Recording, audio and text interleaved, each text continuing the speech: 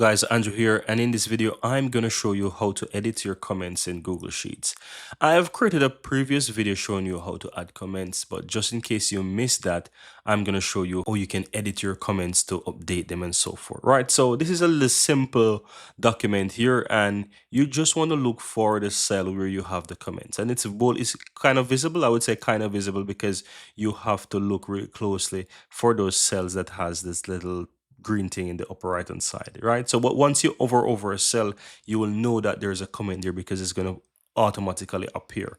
So take for example this one here. I'm going to over it, and in order to edit this, you want to go on this, let's say, section here, or this little window, or this little pop-up here that shows the comment, and here you will have a tree that's showing towards the upper right hand side, right? You can click on that for more options and then click on edit, and you can make changes here. So you can change whatever you want. You can remove the access. You can do whatever. I'm going to do, for example, that, and just basically click and save afterwards. And that's it. Once you finish, just click away, and that comment is updated with the latest information that you put there.